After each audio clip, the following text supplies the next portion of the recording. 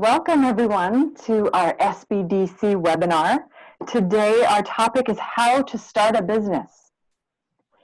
This is being presented by the Shasta-Cascade SBDC, and we provide no-cost confidential one-on-one advisory services to entrepreneurs and small businesses in both Shasta and Trinity counties.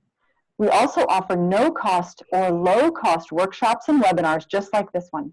We're funded by the U.S. Business Administration and the state of California. This webinar, we realize we have a lot of people attending across the state, and actually across the U.S. If you are not in the Shasta-Cascade area, please, enjoy the webinar. We're so glad you're here, but know that there is a location near you that's servicing you through the SBDC. You can go to Google and look up SBDC location and find a site near you. So let's get started in our webinar, and let me introduce to you Joe Rodola. Joe, welcome. Thank you very much, Linda. Good to be with you. Hopefully everybody can hear me okay.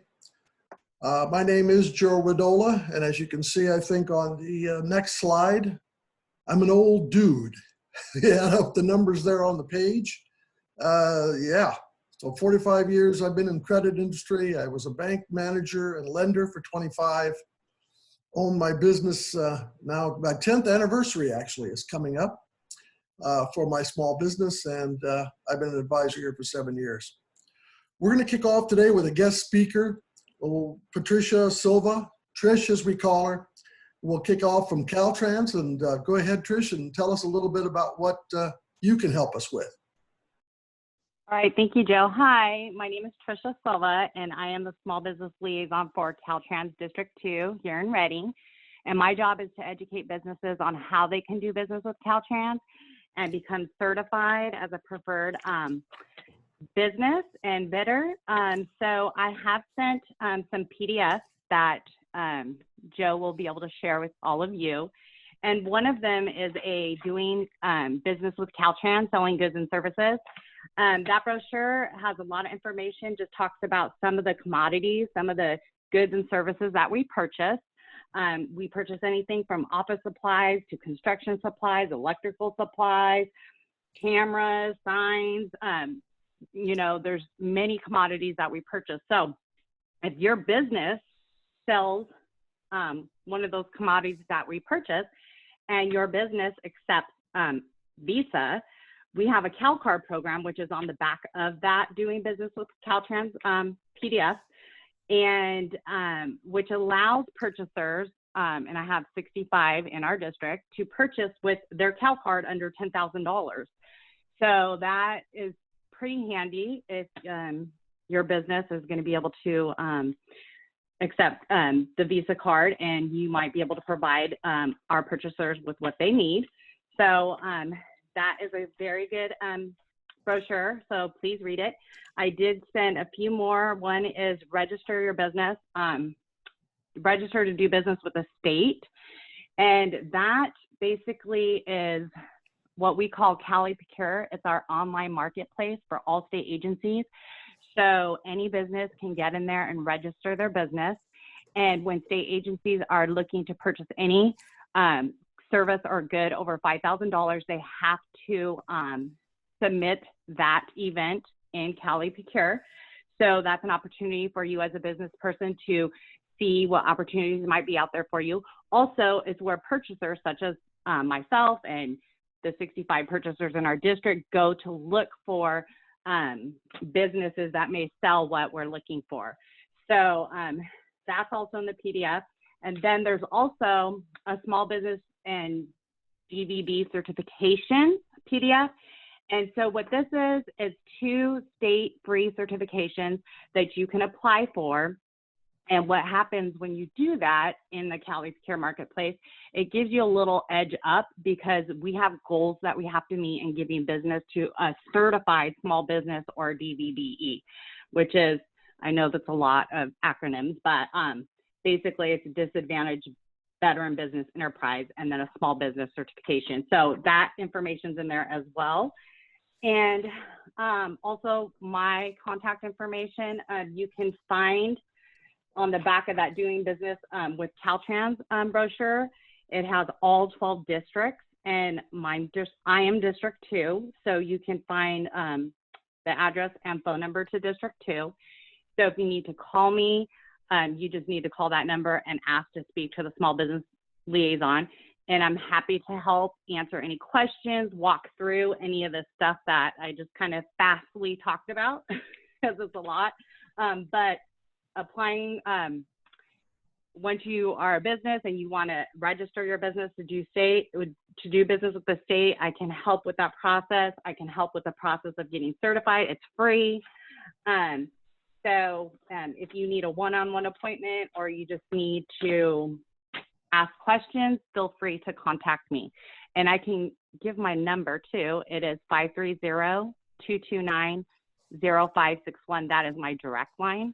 But again, you can just call the main office and ask for the small business person, and they'll transfer you to me. So if you have any questions, if not, then please feel free to contact me. Thank you, Tricia, very much. Excellent. We have a lot of participating. You're welcome. A lot of participating agencies available to you. And that's the best part, is all of them are at no cost. We hate to use the word free because we're actually paying for all this through our taxes, but suffice it to say, you don't have to pay us direct. And that's the key issue. One thing about questions on this, if you would go ahead and put your questions in the chat section, that would be great. Also, wait till we're done. This is a very informational webinar, lots of information in a short period of time. So please, as you get a question, go ahead and put it in there, and it may even be answered possibly by the time we're done with the presentation today. Yes. And there was one more brochure I forgot to mention that I did put in there, and that is the DBE certification, and that is a federal certification. So Caltrans recognizes 3 certifications. 2 of them are the state, the small business DVBE, and the other one is the DBE. That's a federal certification that comes into play on our big construction projects. They have goals that they have to give to a DBE. So anyways, I can also answer questions about that as well. But I just wanted to let you know that's in there too. That information's in there as well in the PDF. Very good. And again, All let's right. slide. Well, thanks, Trish. Thank you. And please feel free to reach out if you need any more questions answered, or you just want to talk more about all of this, because this was pretty fast, but I'm here to help. Thank you. Wonderful. Thank you. So on the screen now is all our local consultants and available contacts. We have a wonderful group of people here with a lot of specialty areas. We've got tech, we've got web development, we've got Linda, who's a small business coach. We've got me. I like to consider myself the money finder guy. So I try to find you guys money for starting these businesses. And of course, David Walker is our center director, and he's kind of the boss man. And Emily is our right arm, office coordinator. I call her admin assistant. She is she keeps us going straight, that's for sure. So you have a lot of experts available to you locally. We also have specialists that are taking us to the next level, available through our Northern California group that have specialists in HR. We've got specialists in restaurants. We got specialists in manufacturing. And these are specific area people that we can hook you up with, also at no cost. Most of them are in the Bay Area and Sacramento. But since we're doing everything by these types of methods, Zoom, Skype, internet, email, phone, hey, don't matter where we're at, right? So we can help you with these specialty consultants as well. And again, all at no charge. Here's today's agenda. Going to do a quick introduction, discovery, keeping it legal. Is it really an idea that can be brought forward to reality?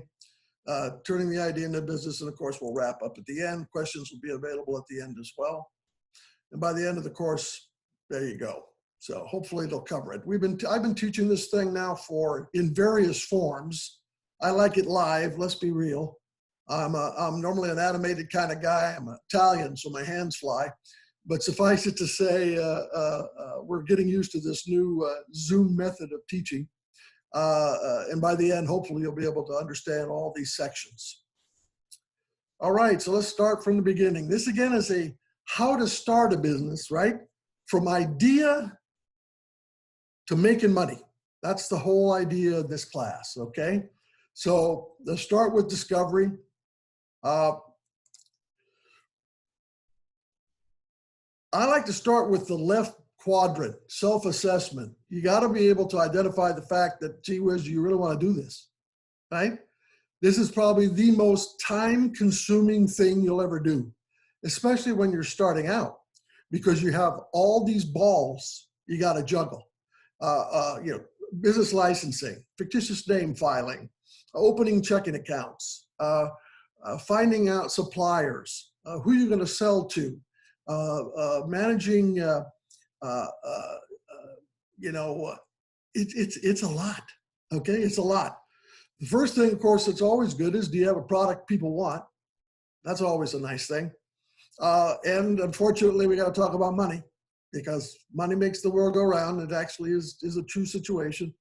And it all has to tie together. And we're here to help you. That's the best part about it. I love assisting startups. That's one of my main focuses, besides finding money, is helping you get off from your idea to opening the door. I love it.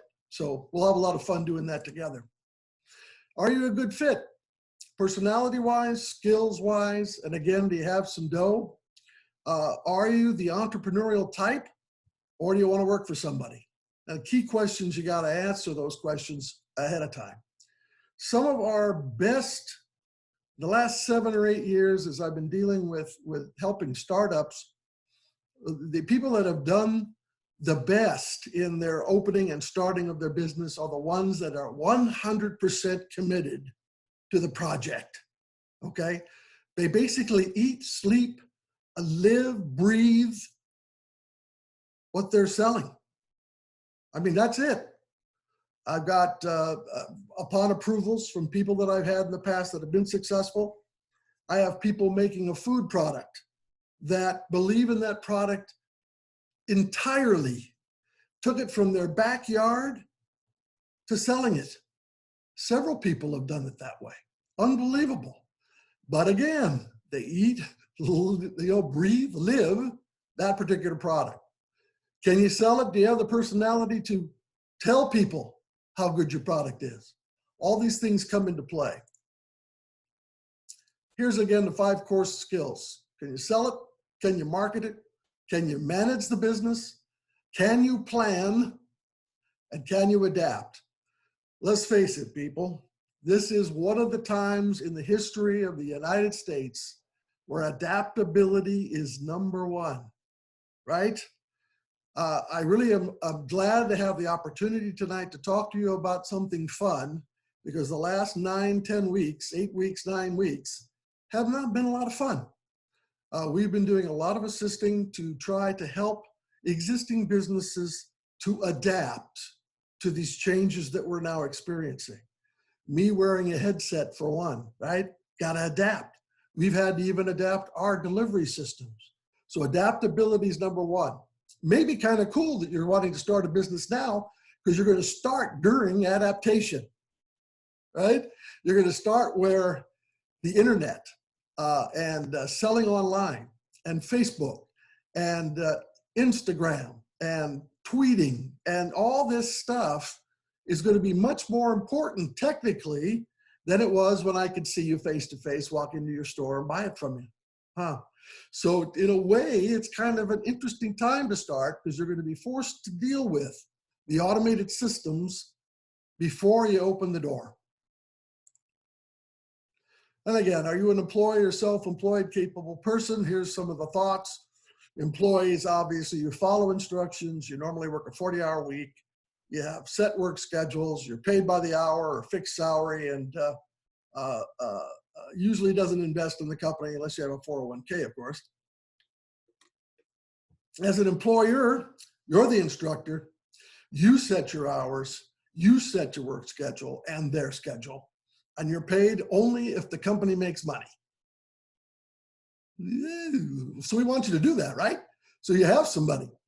And of course, everything you do invests in you. That's another one of the positive things. I also teach a class for home buyers, part of my side business that I have. And so I always talk about, okay, do you want to rent, put money in somebody else's pocket, or do you want to buy a place and put money into your pocket? Interesting, huh? So that's owning a home and renting a home. Same thing here.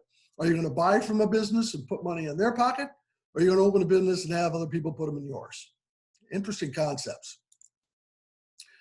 And also time. Time is probably one of the most important things that you have to consider before going into business is what kind of time can you or are you willing to put into this?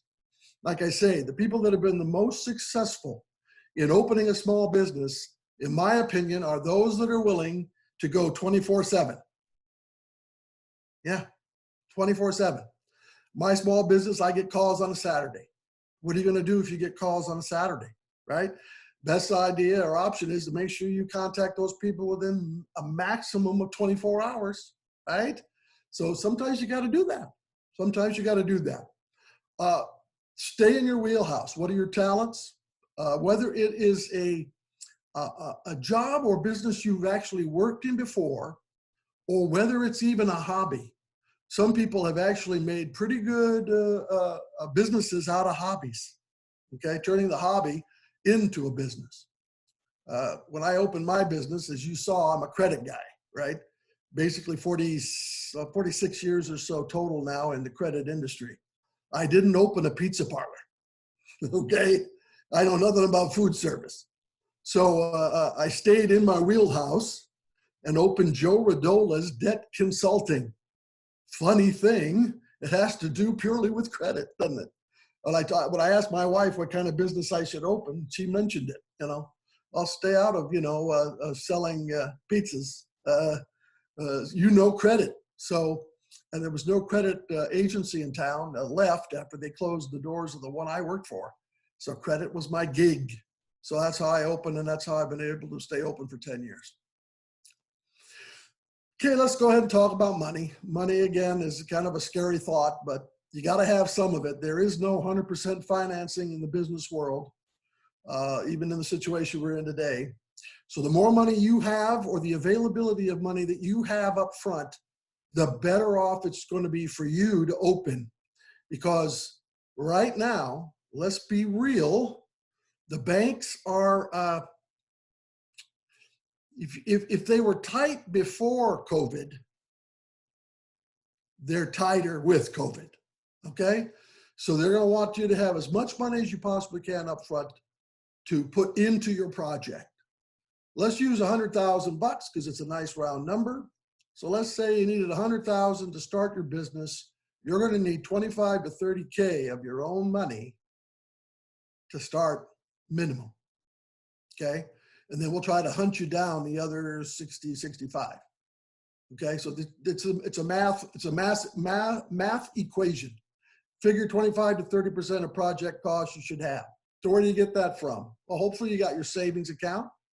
I've had people actually open businesses using a 401k from an old job.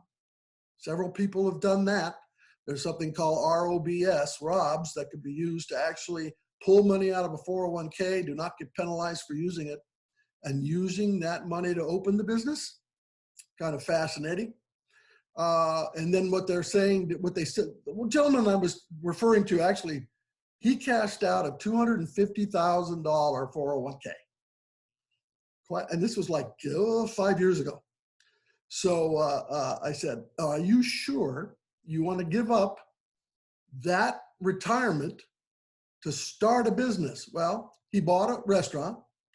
He bought the restaurant, the building, and the land. So he said to me, Joe, I'm just transferring my retirement from cash and stocks to real estate, building, and a business. I said, okay, well, you got it figured out, man. You just transferring your retirement into something different.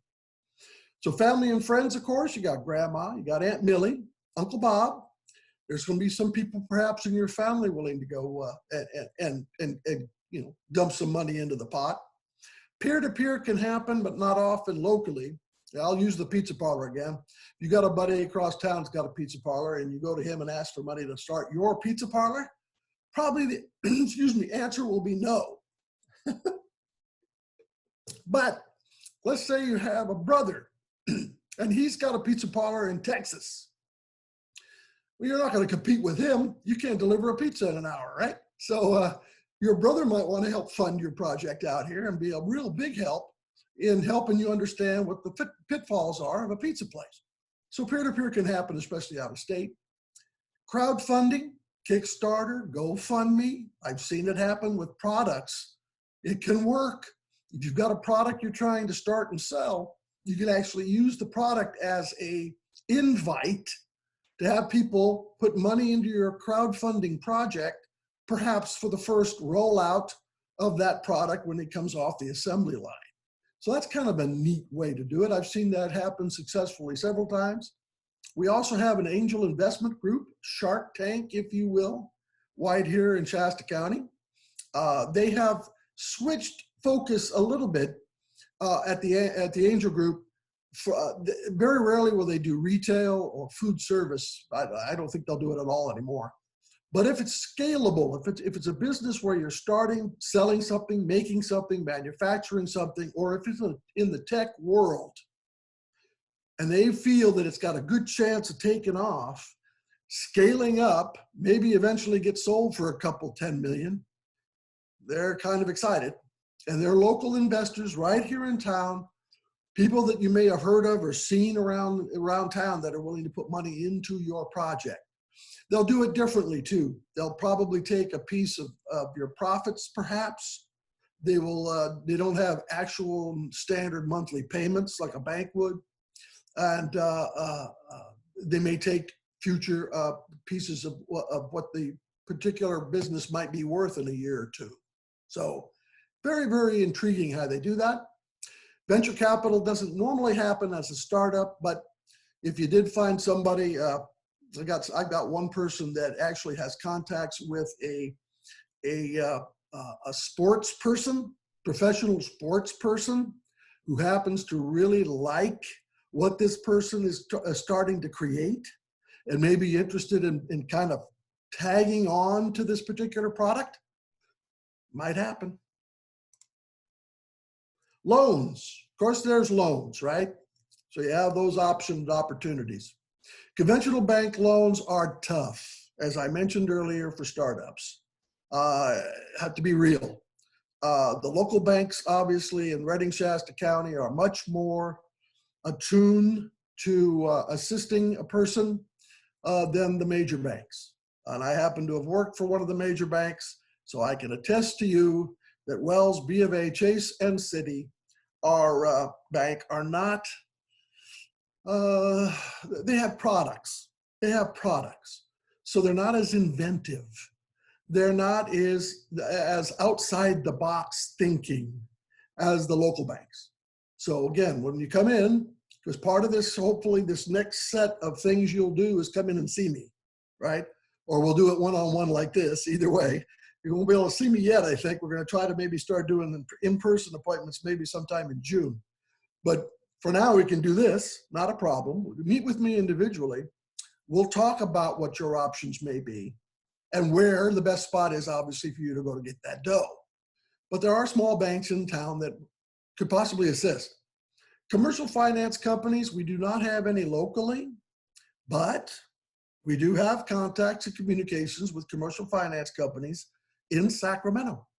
And we have a gentleman by the name of Scott Rogowski, who is really connected to our head office and is based in Sacramento. And he has a pulse and a finger on some of the commercial finance companies in the area.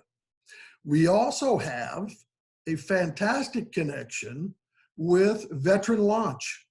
If you happen to be a veteran, disabled or otherwise, and want to start a business, Veteran Launch is a phenomenal program sponsored by SBA to help a small veteran business get off the ground.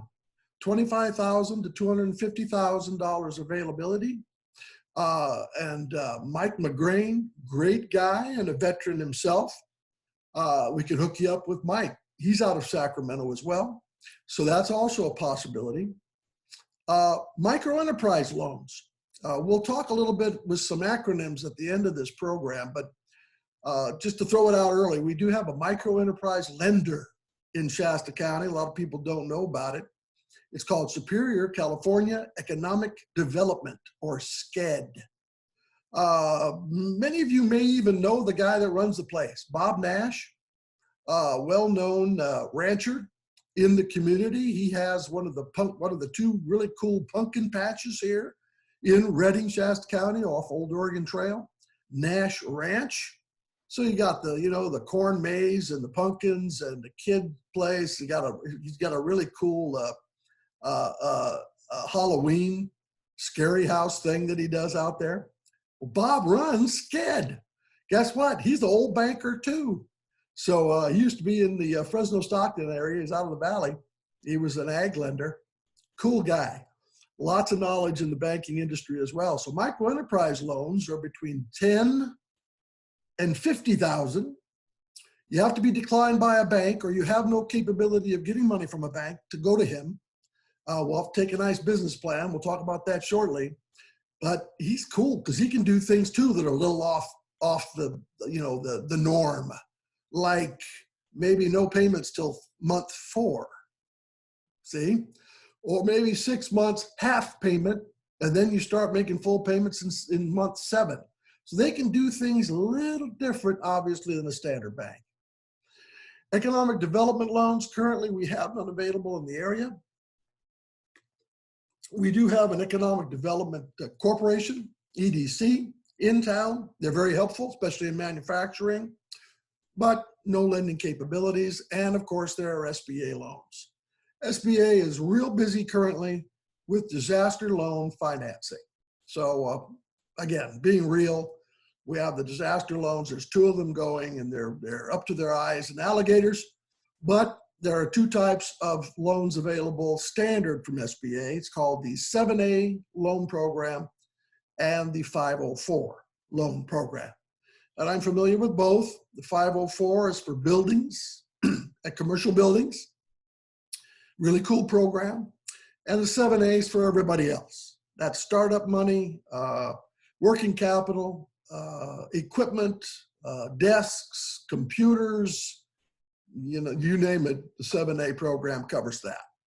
Most banks, financial institutions, and of course myself will help walk you through those options when we get together. Now, before you go to the loans, you got to have something else that's working for you, and that is the credit side. Okay? I like to start actually technically with the credit side. When you come in to meet with me, I would hope as we get through the next couple slides here that you've done a little bit of homework in this area.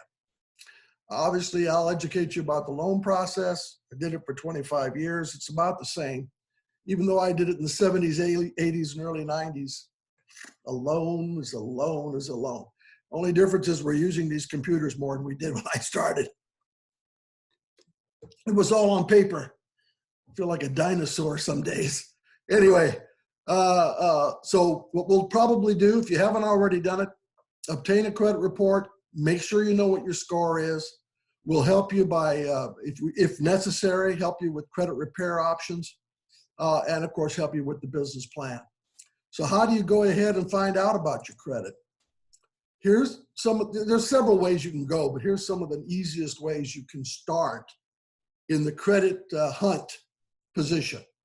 I like to have you go ahead and go on to creditkarma.com, K-A-R-M-A, and get your free blended credit score, okay? This is not perfectly accurate, so don't get too upset when you see the scores from Credit Karma. Free of charge, by the way, no effect to your score, but it'll give you a nice idea of where you're at. What do you want to have as a good credit score? 700 plus is the magic number.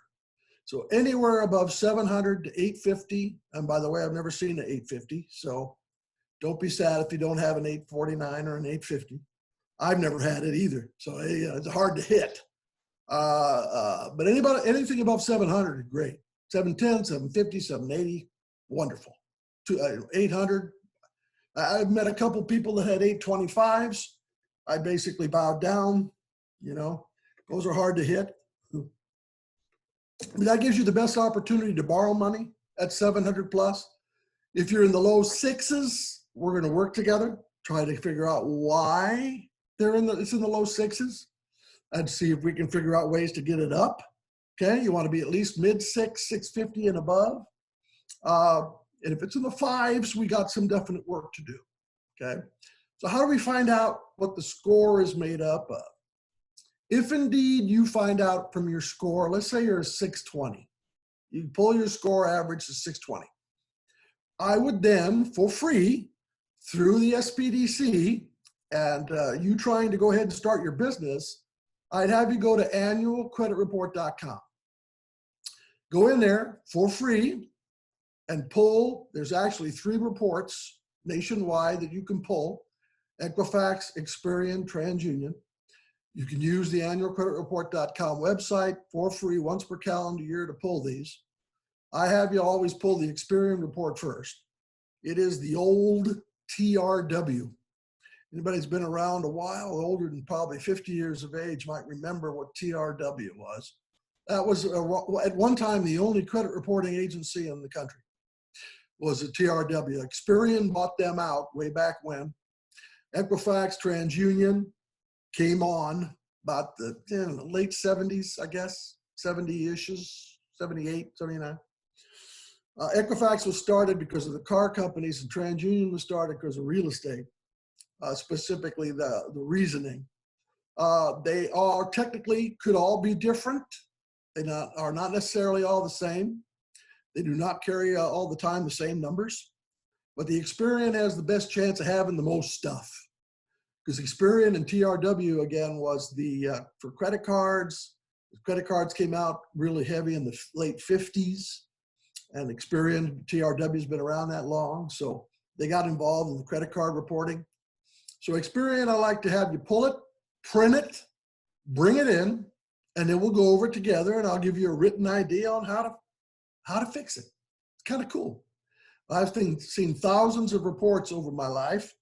And so I have a pretty good handle on what to do to help you and assist in fixing that credit, okay? And again, we can do that all through this SBDC. It's great. Next thing, of course, to think about is, do you have a sellable product, right? The gentleman I talked about, I think earlier, with the food sale gentleman, he made his product, happened to be salsa. He made his product at home around the pool for family and friends for years. His own secret recipe. You know how people, you may have grandma's recipe, right? You may have, your mom and dad's old family recipe. Well, he had a recipe for this salsa. And the people that ate it, his testers, were his family group and people that came over to enjoy, salsa and margaritas on a weekend. And they kept telling him, you should sell this stuff, man. It's great, and it was no preservative, fresh ingredients, didn't last very long, but boy, I'll tell you what, when it was freshly made right out of the old batch, man, it's hard to beat, man. So he started going ahead and making small batches. He actually sold it in the aisles at a local grocery store with a bag of chips like they used to do at Costco before this hit, right? So he did taste tests, sold the product out of an ice chest in the aisles. He got permission to do it. At the end of his run, he had his fresh salsa in the refrigerated sections of every grocery store in Shasta, Trinity, Siskiyou, and a lot of stores in the Chico area as well, selling his product made by hand, him, his wife, and one part-time employee. So again, a little local thing started out of a backyard. Well, talk about market assessment. He actually did it from the ground up. He had a product people liked. He always wondered if his family and friends were just, yeah, right, it's not, thank you for the compliment. Hey, it's sold, man. So that's the whole idea. Testing the waters is always cool. And knowing what the market, of course, is hugely, hugely important, okay? Another company that allows me to talk about them quite often is a company that made a patent pending kayak, okay? And their deal was, kayaks are everywhere, right? Kayaks you can get at Dick's, Walmart. You used to get them at Kmart. Kmart was open. You get them at Costco during the spring, kayaks. Then you got the kayak companies. You've got a wonderful company in town called Headwaters. They sell lots of different kayaks. Well, what did this guy have that was different? This was a non-tippable kayak. The design was the key, okay? And so it was a kayak with wings. These wings would fold out, stabilize the kayak side to side, and even a guy my size, 6'3", 250, could stand up in the kayak on the lake, and I could not tip that dude over. That cool, huh? So, and luckily I had an engineer buddy do it for free to make sure that it could be made. The original thing he did was he took 2 sticks, stuck it in the side of an old kayak with some foam, so that he took a knife and cut the foam out, glued it on the sticks, and stuck the wings out on this kayak, and he went out and tested it. That's how he got started. It's amazing, man, amazing. So that was his niche. It was untippable kayak. Luckily, he had the patent pending. That helped as much as well, especially since on manufacturing, you need some money. Got to have some cash. So that's how he got started. Have a team. Don't try to go at this by yourself. One of your team members automatically will be us here at SBDC. You may have several of us on board because you have Rebecca, who is a QuickBooks specialist. You might have Linda in the area of theory and business background. You may have me as a finance dude. You might have several of us already on the team by the time you start this thing, okay?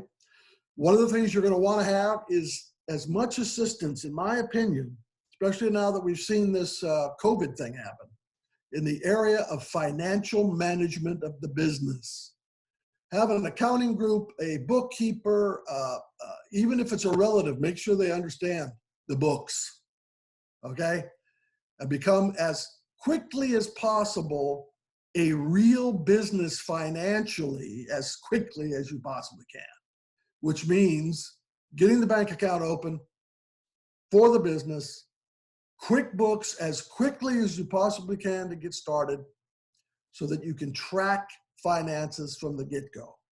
That's been hugely important, especially in this disaster. We cool so far? Anything pressing, Linda? Are we okay? No questions in the chat right now. Sounds great, Joe. Thanks. All right, so let's make it legal. All right, gotta make it legal, right? So how do you do that? Here are some of the kind of legal structures for the business. Most of us, including me, for instance, Joe Rodola's Debt Consulting, my side business. I'm a sole proprietor. Sole proprietor is I am the CEO, the vice president, the a financial officer, the janitor. I'm it. Something happened to me, heaven forbid, right now, and the Lord calls me up. Joe Rodola's Debt Consulting ceases to exist. Okay, all right. So that's a sole proprietor in its rawest form, solely owned. Partnership, that's where you have 2 people involved, okay? Could be 50-50, could be 60-40, 70-30, whatever it is, that's more than one person working together and having an actual partnership agreement, okay? Those first 2, fairly inexpensive to start with. I mean, I was open in my business using my own surname in the business, Rodola, Joe Rodola's Debt Consulting, in a week on about $200. So you can do it. Work out of my house. I got my cell phone, got my little laptop. I can work out of my bedroom. So easiest to form, especially in the service business. Service businesses, again, are the easiest to form. Let's be real. I don't have a lot of product to sell. All my product, right up in the old noggin. So basically, I'm selling my knowledge, and this is basically what I do. So service businesses are sometimes the easiest and cheapest to start. Partnership's not as bad. Make sure it's official, though. I have seen very many good best friends end their friendships over not having that correct, right? We'll make sure that doesn't happen. LLC is the third option, limited liability company. That makes the business a little more rigid. It has its own tax ID number, a little more costly to form. We have several places you can go to do that. LegalZoom is one. Costs you about $250 through LegalZoom to get an LLC going. Basically, that becomes the entity, the LLC. Protects you a little better personally in case you have a business where you might get, heaven forbid, sued. So that helps separate personal and business, so the LLC. Also has some positive things when it comes to having employees. Rebecca can tell you why when you get to see her as part of this consulting thing we do. And I call it a mini corporation. So it runs about $250, $300 to set up. And then, of course, the corporation is normally the last or biggest step, right? That's, Walmart's a corporation, Costco corporation, Tiger Wood corporation. What they do there is really separate personal from business. They have, a whole entity. Normally, the corporations will last beyond your life. That's the other theory or positive thing about a corporation. If you pass away, you can leave it to somebody, a son, a daughter, even a friend, a wife, husband. So the corporations normally are continuous beyond death. That's another thing to think about as well. And you can step it. You can start as a sole proprietorship, go to an LLC, and eventually end up a corporation as you get bigger. No problem, okay? And when you come in, we'll talk about that structure. Licenses needed, federal perhaps, California for sure, county, and probably city. Just to talk quickly about city licensing. Business licenses are required in only 3 cities in the county. Anderson, Redding, Shasta Lake. Those are incorporated cities that require for you to operate your business in the city limits using a licensing process. Not very expensive. I think I pay $51 a year to keep my license going. How do you get where do you get the license? You get the license where you're located. Your home office is located, or main office. I like to say my main office is the second bedroom in my house. And so that's where it's located. So I use my street address. So I'm in the city of Redding. So where's my license? City of Redding. I can do business in all over the world from my from my second bedroom in Redding. Pretty cool, huh? I don't do a lot outside the county, but suffice it to say it can be done. So, and you only need 1 license, technically. So if you're in Anderson, city of Anderson, you get an Anderson license. My lovely daughter, who started a side business, Art by the Bottle, did it about 5 years ago, started her business. That's one of those ones where you go paint at night at, Fall River Brewing, Grape Escape, Kelly's Bar, and you come there and she'll help you paint a picture of some kind that you happen to like on her Facebook page. You pay her the money, you go in and have a glass of wine, a glass of beer. She helps you do the painting. You're home by 8:30. Yabba dabba do. And she's done this as a side business to pay off like student loans and stuff for the last 5 years. She had a ball till everything, of course, closed down. But suffice it to say, it's a neat little side business that she started just, in Shasta Lake. She started early 2015 and had a couple of classes. That was great. Made a couple $100, super. By the end of 2015, in December, I think she made $5,000 in 1 month. When she told me that, I said, guess what you're going to do January 2nd? You're going to go to the city of Shasta Lake, get your license and get it open, and you're going to start turning it from a hobby into an official business. See? So it can happen very quickly. Federal requirements, again, depending upon whether or not you have employees, partnerships, corporations, they all require some stuff. IRS.gov will give you a lot of information as well. So we'll talk about that when you come in. Employer ID numbers are normally before you have the employees actually start working for you. And again, corporations, you got company partnership filings, Secretary of State, state income tax. You have to worry about state income tax. I can't remember in the slide where we talk about this, but I'm going to talk about it now. One of the things that startup companies, I did it, my daughter did it, the gentleman that ended up with his salsa business ended up doing it as well. Especially when you're starting out, don't forget to hide money for the IRS. Here's a basic rule of thumb. 15 to 20% of your profits. We'll talk about that in a minute, how you identify profits. 15 to 20% of your profits put in a savings account.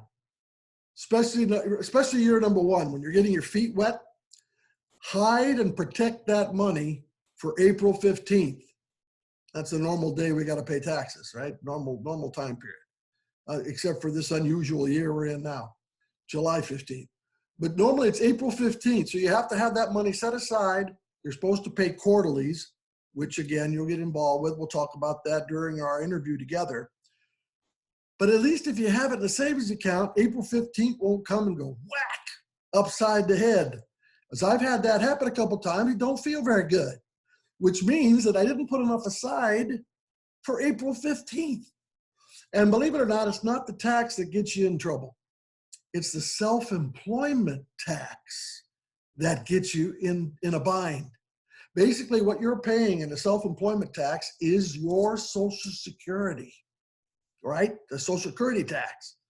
Normally in a situation, if I made, let's say we made profits $25,000 in the year. About $4,000 to $5,000 of that tax to the IRS. If you're reporting profits 25 grand, 4 or 5 grand is tax. And you go, well, wait a minute. About 1,000 of that goes to the IRS. Okay, only about $1,000 goes to the IRS. Where's the other 3 or 4 go? Self-employment tax, because you're paying both ends of your Social Security. So think of it this way. It's kind of a negative when it happens, but it'll help you when you're 65, because then you'll have something you can actually go to, hopefully, and get your Social Security out of that money. But it does surprise you. I'll tell you that. It surprises you the first time you forget to do it, and there it hits you. You go, wait a minute, why do I have to pay so much? Self-employment tax. We'll talk about that more together. Workers' compensation, wage laws, occupational safety. Oh, what a lot of fun when you have employees, huh? A lot of people starting out, including my buddy that had the salsa business, when he got ready to hire his first employee, a couple suggestions came to mind. Number one, go to the Smart Center, right here in Reading, Smart Center. They're located on the corner of East and Placer. Know it well. Used to teach some classes there, believe it or not. Smart Center, great way to find employees, okay? They do a ton of pre-screening. They do a ton of training, and they have some neat programs available depending on what type of business you have that may be able to actually pay the wage of that hired employee for the first 90 days you have them during training. That's cool, huh? So what happens is they got some grant programs that'll pay you back for the salary you pay your new employee through Smart Center. You end up paying Zippo for the first 90 days. Isn't that cool? And that's what it made. It made my buddy with the salsa company extremely happy, because he was, the person he hired like 25, 30 hours a week basically was packaging, putting the labels on, sealing the containers, and putting them in the boxes, and then in the refrigerator to get ready to sell. So basically, it was like an assembly line, and she was the next person in the assembly line. First 90 days, he didn't have to pay a dime. So we'll talk about that option. Okay. The other option too, if you don't want to go through all the headaches of doing your own employee paperwork, which is quite dramatic, use a service. O2 Staffing, Rush Personnel, Adecco. There are a ton of different companies in the area that'll do payroll service for you so you don't get caught with fines, a bunch of stuff you're going to owe at the end of the situation, and they'll take care of all the electronic downloading. Yeah, they charge a fee, but after the 90 days, my buddy had his free Smart Center employee startup. He went to a staffing company, took care of the problem. He didn't have to sweat it. All he had to worry about is making the salsa and making it right. So that way it takes another load off your back. QuickBooks will do it as well. You just have to remember to send the stuff in when you're told by QuickBooks to do it. So don't forget that. Everything has to be electronically downloaded now to the various places, but there are options for you. And again, a seller's permit for retail. Cool news is, knock on wood, I think my desk is still made of wood here. Service businesses, we do not have to charge sales tax yet on a service. Yeah. So we don't have to worry about charging people extra money, $7.25, depending on your area. It's in sales tax for a service. But a product, yeah, got to do that. So if you're accepting credit cards, a lot of times PayPal, Square, the other companies, they'll help you set up automatically how to charge a person for sales tax. Then, of course, you got to download the sales tax to the state. You know, there's timing on that as well. We'll talk about seller's permits also. You'll also be receiving, as part of the follow-up, make sure when you're done, I'm sure you've already put your email address in as a person that's attending this, and definitely upgrade to a complete client with us to make sure that you get all the free services available. But we'll send you the documentation on where to go to do all this stuff, where to get your business licenses, well, where to sign up for seller's permit, where to go for fictitious name, etc. There we go, fictitious name. Well, I was right ahead of my little slide, wasn't I? So fictitious name, when do you have to file fictitious? Fictitious name is, give you a prime example, Joe Rodola's Debt Consulting, right? I use my surname in the business. No fictitious name requirement. Yahoo. Why Yahoo? Saved me about 150 bucks. You have to go get a form from the county downtown by Cascade Theater, a little building across the street. You go in and get your fictitious name, you fill it out, it's a 10 or 15 buck filing fee. Then you got to take that to a newspaper and put it in the newspaper for a few days and tell everybody the business you're going to open. It's a little old school, but that's still the way it's done. So you have to either put it in the Record Searchlight or Bernie, or they give you a choice of different papers you can put it in. Run it for 7 to 10 days. They'll tell you the number of days you got to run it. That's the cost, by the way. Cost factor is put it in paper. It also delays opening a little bit because you have to have fictitious name filed and posted in the paper before you go get your business license. See, it's a step-by-step process. So if I went JR Debt Consulting instead of using Rodola in the name, I would have had to file fictitious because that's not, JR is not my real name, see? So saves you a little time, saves you a little money, but we'll talk about whether or not you want to do that. Business licenses, again, 3 cities only. If you're in Cottonwood, Palisadro, Bernie, Shingletown, Lakehead, don't have to get a business license technically, okay? We'll talk a little bit about whether or not if you're going to sell a product in the city predominantly, even though your head office might be in Palisadro, might behoove you to get a Reading City license anyway, even though you're not, living in Reading. Well, but that's if you're selling product. If you're doing services and stuff like that, it doesn't matter. It's pretty simple. It saves you a few bucks. I would say, in my opinion, the hardest business to open is food sales and anything food service. Food service got the most things you got to do. Okay, you've got to make sure if you're cooking meat that you're doing it in a commercial kitchen. You've got labeling requirements. You've got packaging requirements. You've got health requirements. We've got it all listed, and you can check on it. County's got a great, in the Health and Services Division of the county website. It's got a ton of work on it.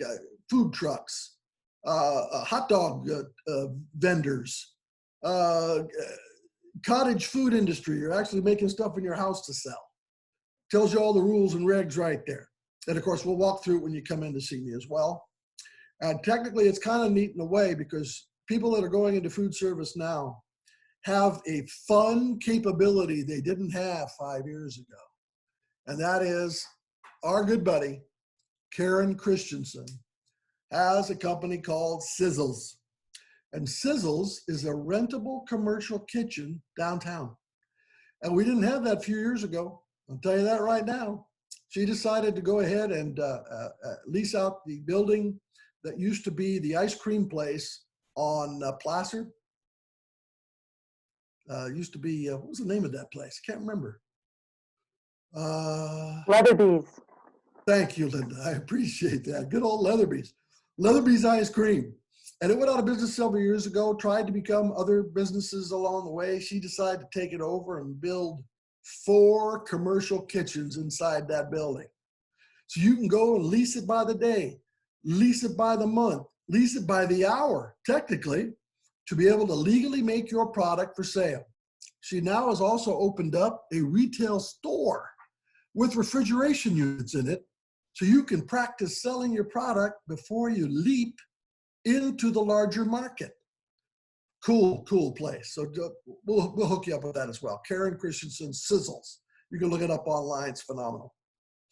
CalGold. You want to know all? David brought me on this one. This is a cool.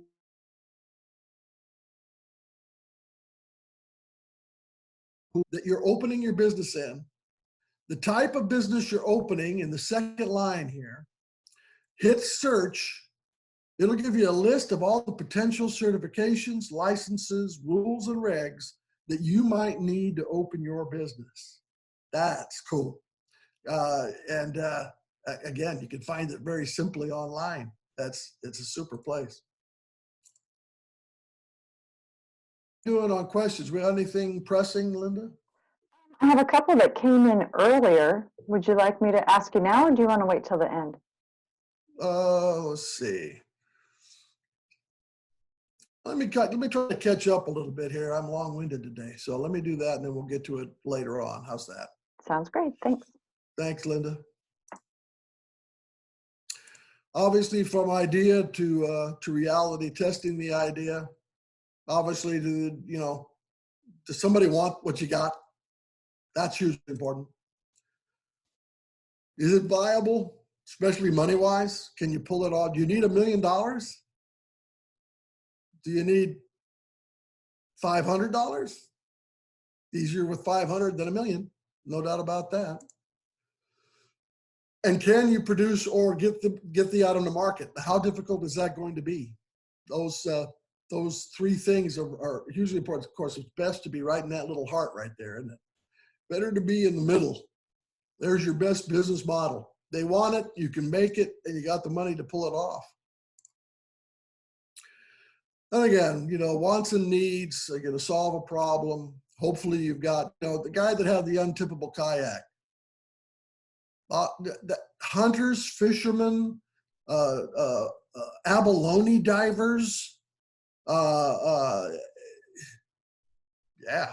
untippable kayak, motor mount capability, so you can put electric motor on it, live well capabilities in the boat for a fisherman, gun racks for your duck hunters. See, they had a niche, didn't they? It wasn't your $200 Dick's Sporting Good kayak. No, but boy, did they have a niche market, okay? And feasible. Do you have the skills and experience and time to pull it off, or do you have the contacts to do it? Who you know and what you know, I'd say if you had a choice between the two, who you know is number one still. I swear, okay? What you know helps, but who you know that you can put together on your team is going to help you become a lot more successful. Obviously, if you have experience, that is also huge. I go back to the pizza analogy, okay? So what are you selling? Cost of goods, supply chain, service. What's the value of the service? Can you grow? All these things come into play. One thing about my service having to deal with credit, it's always needed to be checked and looked into is credit. It's one of the things that most people least check. I mean, I think you'd even go in probably for an annual physical more often than you check your credit unless you need to borrow money. So it's one of those things that's hugely needed, okay? And always needed is credit and credit repair. So if you got something like that that's always needed, that's a pretty cool deal. Who are you going to sell to? Is it business to business, or are you going to sell to the consumer? Are you going to do both? So wholesale or retail? Are people excited and waiting for your product? Okay. And who are your target customers? We'll talk about that. There's some good demographic information available locally. I looked it up, believe it or not, today. City website, county website. Real good, fairly up to date, 2017, 2018. Demographic numbers. How many people, what are the ages, where do they live? In the county, out of the county, in Reading, in Anderson. Neat to know those numbers. We have up here in Shasta County, I don't know if everybody knows this, a fairly old average median population, right? Almost 42 years of age is our median age up here in Shasta County. Of the 175, 180,000 people we have here, over 92,000 people are over the age of 40. It's a lot, huh? High percentage. I knew that coming in though, because technically I moved up here to do one thing, retire, okay? I was a Bay Area dude. Bay Area, North Bay Area, oh my gosh, traffic 2 hours one way, 2 hours home. I did that when I had hair. So I came up here to retire. So that's why people move up here. So it's good to know that, right? It's good to know what your population, the cell base is. Target customers. Do you need a physical space? Are you going to sell locally, online? You're going to sell everywhere? Nowadays, online presence, let's face it, let's be real. With the Amazon mentality, and Amazon being the biggest, one of the biggest sellers in America today, you better be online because otherwise there's a problem. Plus the fact that you can't get to anybody. So that too is kind of an issue as well. So very important to have that online presence. And we have several people in our organization that can assist with that technically and on the side of marketing itself. We have Linda is phenomenal. We've got Keith and Zach. We've got several people involved that can help you with online presence. Because right now, I'll tell you what, it's needed number one. And right out the chute, you got to be ready to rock if you're going to sell something. I'm starting to catch up here. Cool. Turning idea into a business plan. Business planning. I'd like when you come in to see me to at least have you can have it on a napkin. I'm not going to put you to having it, double space, size 12 font, no, don't worry about it. But at least have it in writing. What are you going to sell? How are you going to make it or sell it? Who are you going to sell it to? What do you have in the way of money? What's your credit look like? Okay. And then we can come down and sit down and talk about it real. That's a mini business plan, by the way, right there. That's a mini business plan. Obviously, this is the reason why businesses fail. They don't have enough planning, not enough cash, not enough commitment, too much competition. Employees, unfortunately, can bury you. Keeping good records, wow. Skills and experience, marketing, you name, budgeting, the whole bit. So these, again, are the reasons business fails. 7 out of 10 small businesses in America still fail first 18 months. We're trying to prevent you from having that happen.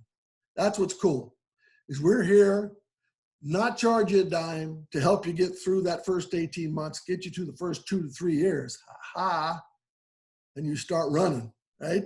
We get you through crawling and you know, like our kids, we get you through crawling and walking and standing for the first time. Now we're getting you running, and then you know, send you on your way. We're here for you, man. It's fun. Types of plan: the one-page plan, the lean plan, traditional business plans, lots of options available, and pitch decks. When you do a presentation, if you decide, and we decide to help you and assist you going through our Shark Tank, our angel group, we're going to help you set up a pitch deck. Okay? Basically, it's a PowerPoint to pitch what you're selling. Just like the TV show, unfortunately, the Shark Tank, you got that bald guy yelling at you. We don't have anybody like that on this group, so that's cool. But you're going to do the same thing they do. You're going to have pictures, video, prototypes, you know, and be able to pitch it, present it. Okay? Practice your public speaking. That's a lot to say as I spit all over the place. So, so pitch decks, and well, again, we can assist with that as well. Financial forecasts. This is where it gets really exciting for me. A lot of people get scared with that 2 years financial forecast piece. You know, you get the written part, you write it up. Okay, great. And then you go, oh my gosh, I have to crystal ball 2 years worth of sales and expense. That's where we come together, baby. And we can do it online. We can do it in person. I can't wait to do it in person again. I have a blank spreadsheet that a buddy of mine put together, and he gave it to me to use. Fantastic spreadsheet. And it goes January, February, March, April, May, June, July, blah, blah, blah. Figure out what the starting costs are, feed it into the system, calculate expenses first, because you got to know that before you can sell something, right? Because if you have the expenses and you can't sell enough to pay the bills, you don't want to start.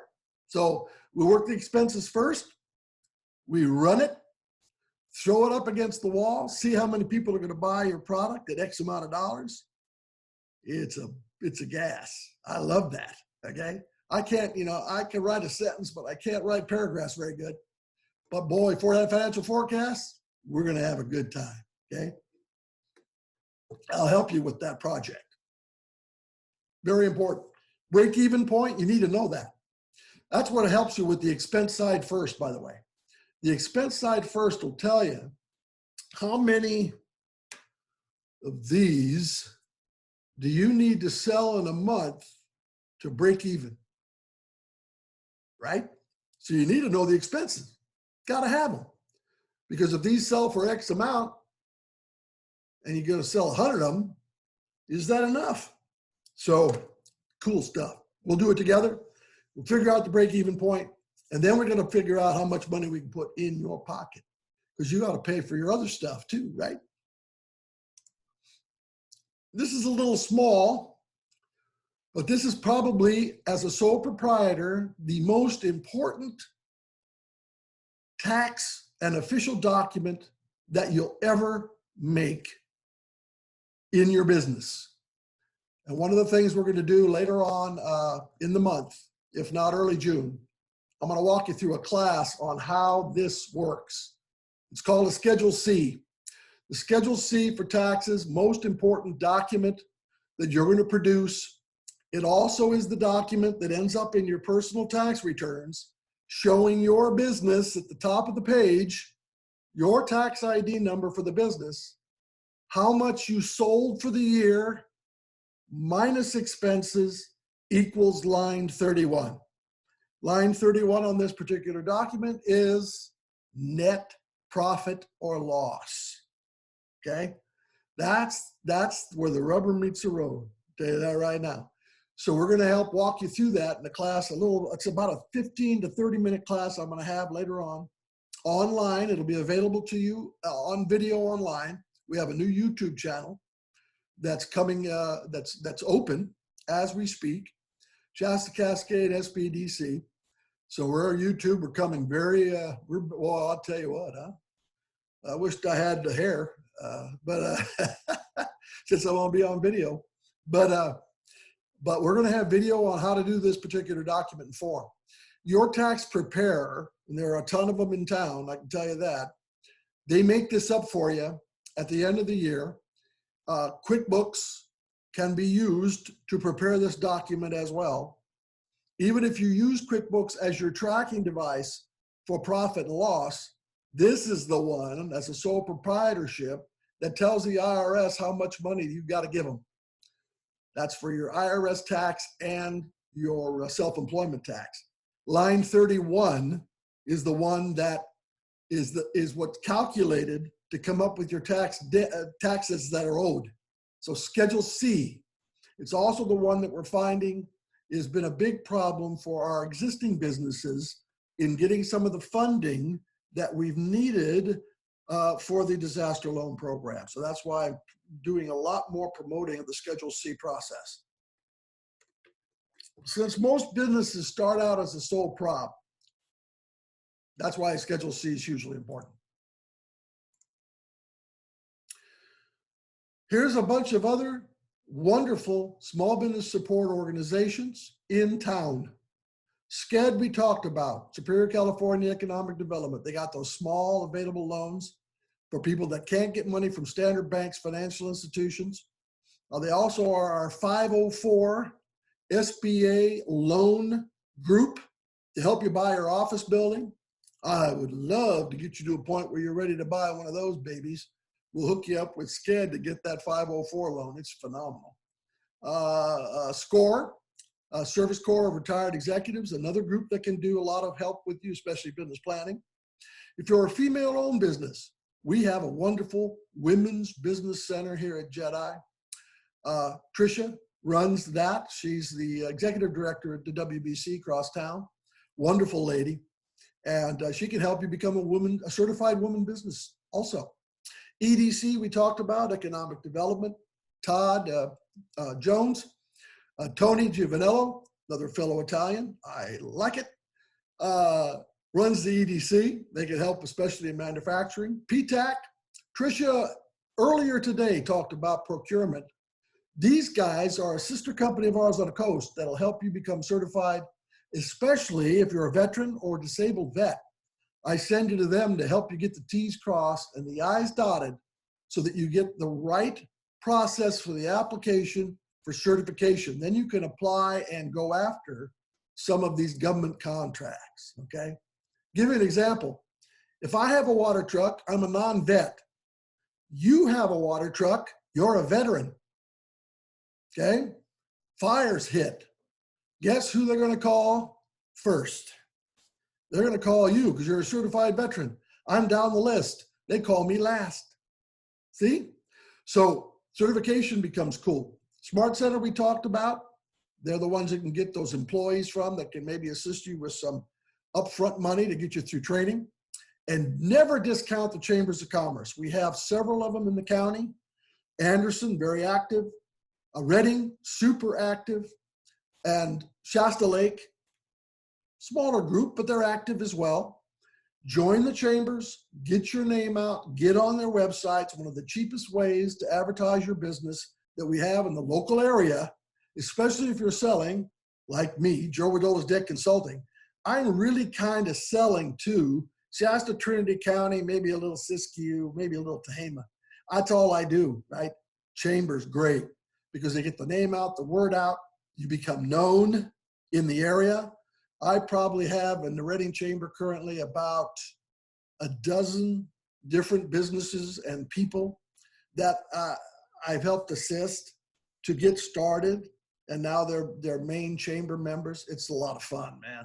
And the interchange and the knowledge of people that you gain from the chamber for $280 a year, I'll tell you what, pretty cool. Okay, Joe, can I point out something right now about the chamber? you betcha. Right now, because of all these COVID issues, the chamber, Reading Chamber anyway, is actually allowing businesses to join for free. It's a limited time, and if anyone's interested, they can go to Reading Chamber, search that and get the details. It won't last for long, but it's a great opportunity. You talk about saving money, that's a good one. That's perfect. Thanks, Linda. And Linda's one of the chamber ambassadors. She's been involved in chamber for a long while. One of the cool things about being able to see each other is I get to see Linda every week. So kind of fun. We used to have greeters before this happened, and we used to get together at people's businesses. We got to chat, have coffee in the morning on Thursdays.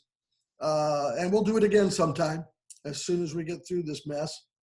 But what a great way to get your name out to the public, I'll tell you what. And it's not that expensive, especially if you want to sell, if mostly you're selling you. You're selling you, what you know, to other people. That's a great way to go.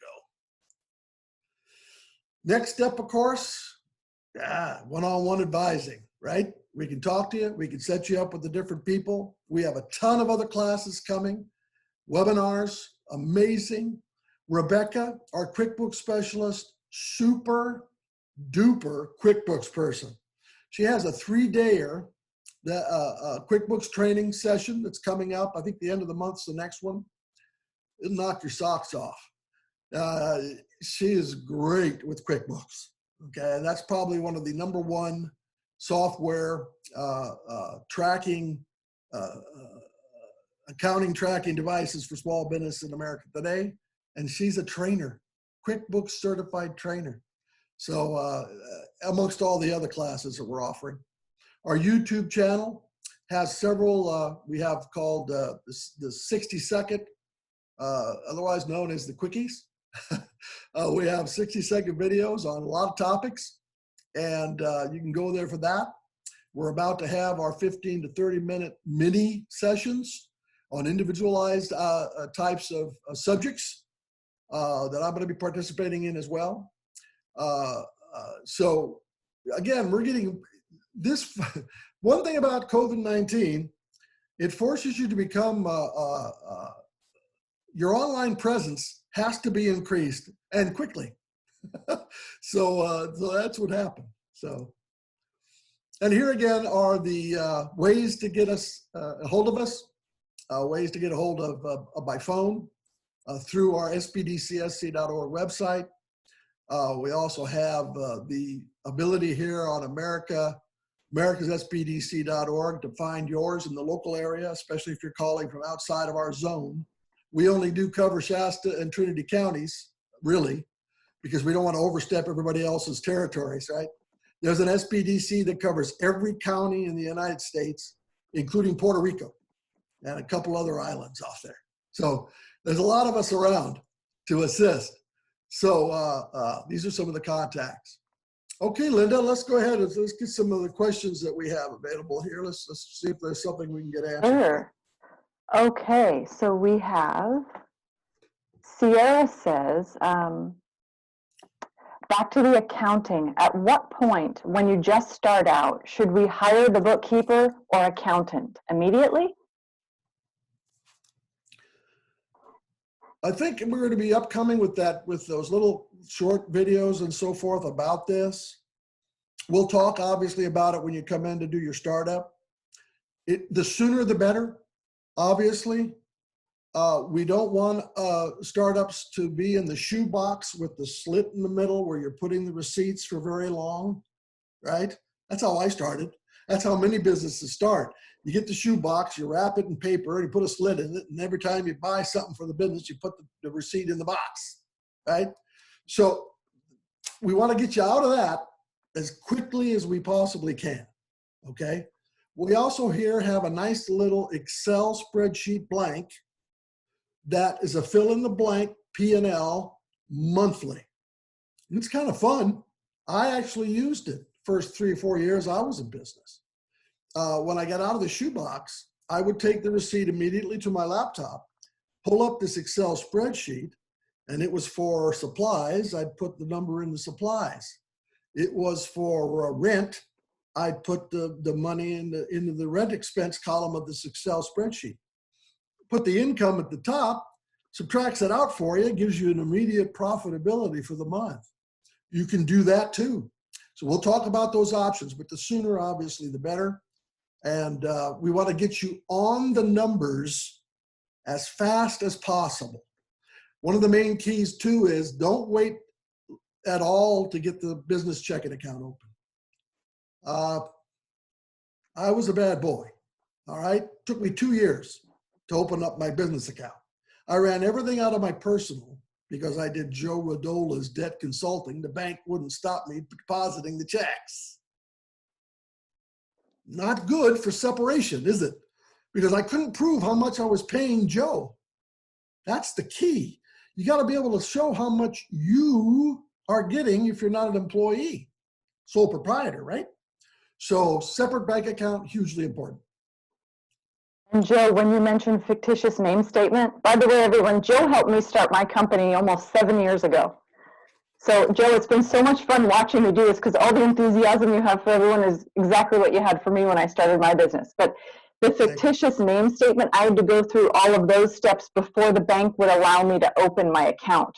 So that's another step in that process, depending on the name people choose. It's very true. So that planning stage of the fictitious name, really, it becomes step number one in most cases. Before you get your business license or your business bank account, got to have fictitious name filed. Okay, Inessa had a question. It's, would you have general sample survey questions for potential customers and industry? I'm not sure if we have them, but it's a great idea to make up a list. Yeah. Can I pop in here for a second? Sure, David. David, you betcha. This is David Walker. One thing I can suggest with that, there's a whole practice that's been the last few years called customer development, which addresses just that thing, different kinds of survey questions you want to ask your potential customers to find out about your industry. I'm going to put a link in the chat. This is just one. If you Google customer discovery or customer development questions, either one of those, and you'll read a whole lot about that whole process. There's a guy named Stephen Blank, who's a professor at Stanford, who put all of this together, and it's been adopted by a lot of large organizations, including the National Science Foundation, for validating your market and your potential customers. This link is one guy that uses it, and he has a whole bunch of different kinds of customer development questions, and it might be a pretty good starting point for you. Thanks, David. I really appreciate it. What else we got, Linda? Jorge had a question. I've been checking the events on the SBDC website, and I'd like to participate, but I'd like to know, due to the virus, if they're going to be online like this one. Yeah, I know all of ours are our webinar style right now, all of them. So you bet, they're all online. They'll be live as we're doing tonight. And as Linda did earlier for us and David earlier today, we're actually taping this dude. So it's going to be available to watch after the fact if you missed anything. So how about that? So, and then we have our YouTube videos as well. So yeah, you can get to all of them online. And Yancy has a question of, do you need an EIN with fictitious name and bank account? If you're not a sole proprietor and you're an LLC or a corporation, definitely you will have to have an EIN. That's that separation of personal and business, right? Sole proprietors, you have an option technically. However, most of us sole proprietors just go ahead and use our social security number, okay? And you can get the fictitious name filed with your social security number as your tax ID. That's doable on a sole proprietor, not a problem, all right? But you can do the EIN to start the separation process immediately. But most of us as a sole prop working out of our house, especially if you're a service business, Social Security is the easiest way to go. And then those of you, if you're able to look at the chat, David posted that link. If you wanted to click on that link, and that will take your browser right out there. Jorge followed up on his question, Joe. He wrote, I'm employed, but I'd like to open a business. It'll be better to resign the actual job and focus on the business, or just keep the job and at the same time try to run the business till I can live out my own business. Thanks a lot for the answer. Oh, I've got some questions, some answers on this one too. Go for it, Joe. I'll let you chime in too, Linda. I like the idea. Let me just bring this up. I was forced to go into business. How about that? So how do you get forced to go into business? At the age of 56, my business was closed. 10 years ago. It was 10 years ago this month, May 10th, 2010. My business, nice little nonprofit credit counseling agency, they came in and said, thank you, Joe, for your 12, 14 years of being with us. We don't need you anymore. We're using an 800 number. Adios to Joe. And it was like, now what do I do? Wasn't close enough to retire yet. I didn't have $1 million in the bank. So I went into business for myself. Okay. So it's a lot better if you can do it before you end up like me and get that business started, in my opinion, prior to leaving the actual paycheck. You got weekends still, you can put towards the business. You have evenings. Again, you got time constraints if you got a family. Luckily, my kids were grown the time I was, released. So it was just me and my wife. So, if I wanted to go in for a couple hours in the evening and work on it, I could, but you get the idea. If you can start the business prior, my daughter is a side business on hers. It's purely side. She's got a regular job, and she's got this evening gig with the Art by the Bottle thing. So if you can do it that way, heck of a lot better. It gives you time. Then when you get to the point where you're making enough money on the business, then you can say adios to the regular job. Go ahead, Linda. You got any other thoughts there? Oh, I completely agree with Joe. I was working at a corporate job when I started my business working with Joe years ago, and I had about 1.5 years where they overlapped. And I thought I'd have a whole year to transition as a part-time job in the corporate world while I did my business in the other half. And then the corporate company, it kind of became outdated because it was technology. And all of a sudden I was kind of thrown into the business, and I wasn't financially ready. But because I was not the only income in the family, it wasn't as stressful as if I were the sole earner. But that would be, Jorge, I would really suggest you set up a meeting with Joe, because there are a lot of answers to that question, but it really depends. Because if the business is something you can do in a few hours, great. But if you have some huge idea that you're talking with people and you're getting support, it really depends on, and no one has talked about their business type. But there's so much advice for you. And Joe, if I could just bring up a couple highlights to highlight you, is when you talked about the SBDC contacts and you being one of them, and every contact that Joe has, you have by working with Joe.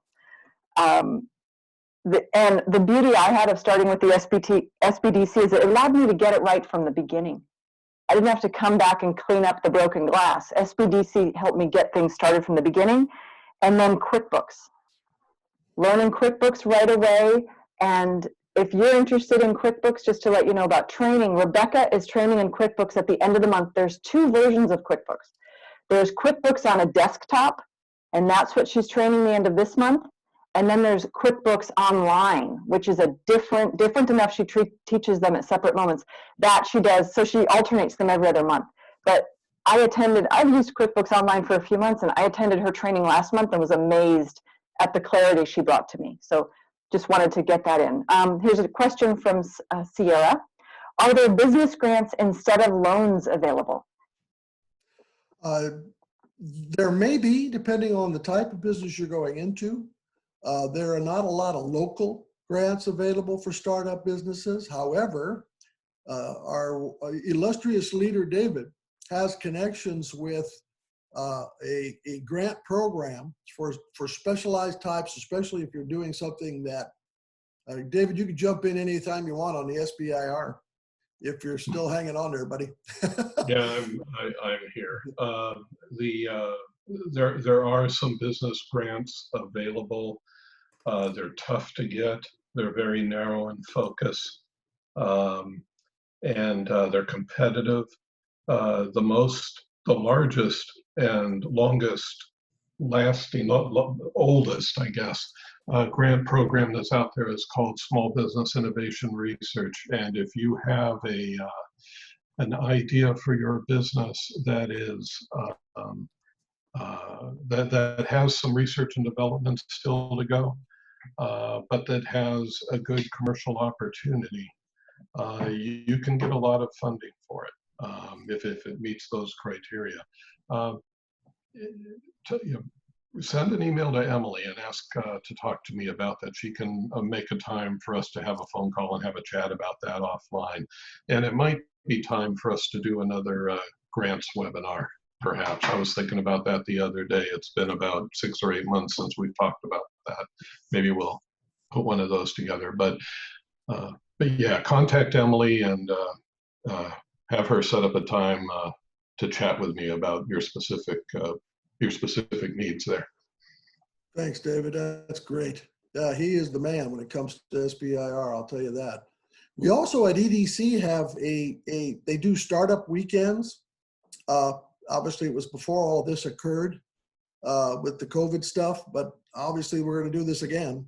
Startup weekends, pitch breakfasts, where you can pitch your product or idea in front of people to glean information from us that are watching, assisting, critiquing your pitch. There was actually a pitch event. Unfortunately, we didn't get to do it this year in April. It's phenomenal.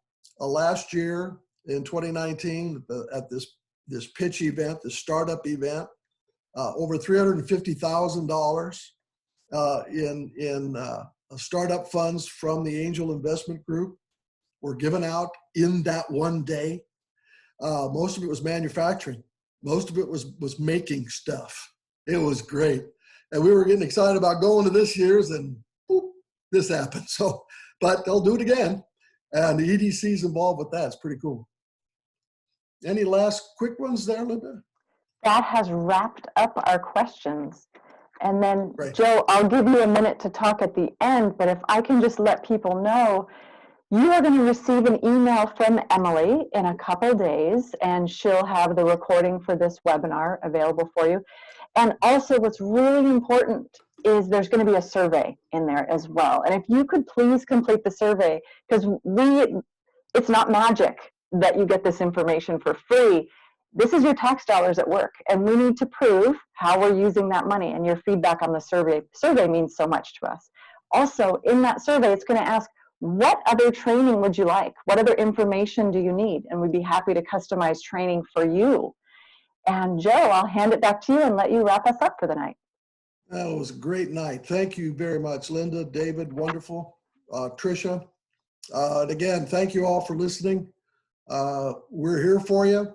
There's that final slide on how to set up appointments. And we look forward to seeing you shortly. Have a great evening and a great weekend. Thanks, everybody. Take care.